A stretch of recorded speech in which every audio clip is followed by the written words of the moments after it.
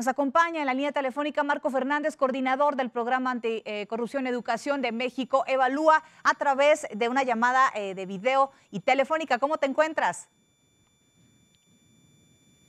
Hola, muy buenas tardes. Pues ante la expectativa de qué va a suceder en términos Te de la vemos y te capacidad del escuchamos. sistema educativo mexicano para poder pues enfrentar el reto del cierre de las escuelas de todos los niveles educativos a partir del día de hoy. Es una medida que, recordemos, está afectando a más de 36.635.000 alumnos y aproximadamente 2.100.000 profesores de los distintos niveles educativos en el país. Ahora, esta es una medida que estamos tomando en fase 1 cuando muchos países la han tomado hasta la fase 3.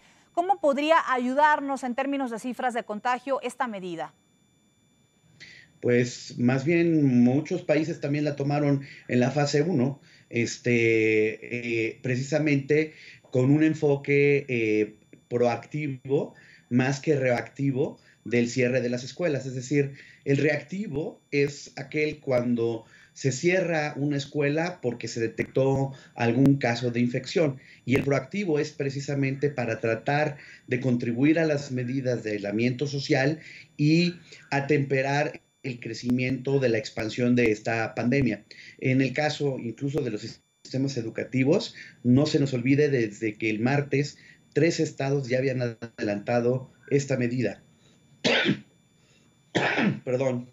Y justo, o sea, pues lo que se trata es pues contribuir con el aislamiento social a atemperar esta expansión, pero pues lo que va a venir es el reto de las autoridades en los estados y de la federación para coordinarse de manera efectiva y ver de qué manera pueden lograr algunas medidas de educación a distancia que puedan tratar de atemperar el costo en el aprendizaje de los estudiantes afectados por esta medida. No es para ser alarmista, pero sí es importante observar en perspectiva comparada qué ha estado pasando. Simplemente China, por ejemplo, está entrando a su 7ª semana de cierre de las escuelas. En Japón a su 5ª semana de cierre de las escuelas.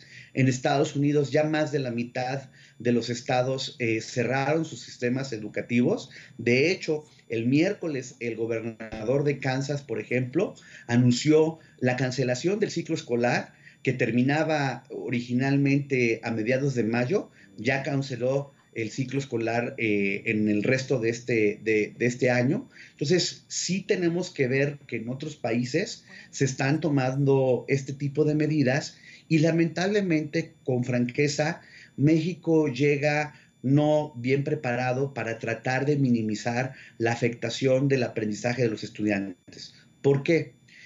Hay países, China, Japón, Francia, por ejemplo, que activaron de manera muy rápida sistemas en línea en donde ya tenían adaptados el material de enseñanza que normalmente se da en el aula para adaptarlos a su contenido digital y acercárselos a la mayor parte de sus estudiantes. Será además un reto. Será además un reto, Marco. Ese es un reto. Así es. Porque por un lado no tenemos la adaptación de ese material. Necesitamos Necesitamos capacitar a los docentes para poder hacerlo.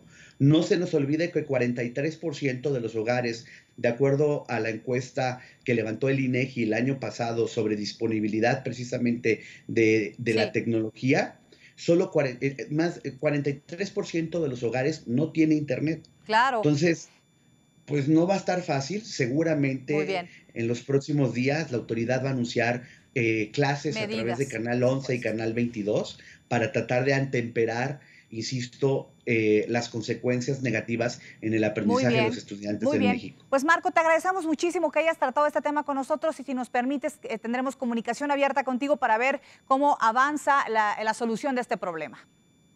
Sin duda alguna, creo que vamos a tener que estar platicando sobre el tema. Definitivamente, muchísimas gracias. Un abrazo a la distancia y muy buenas tardes. Buenas tardes.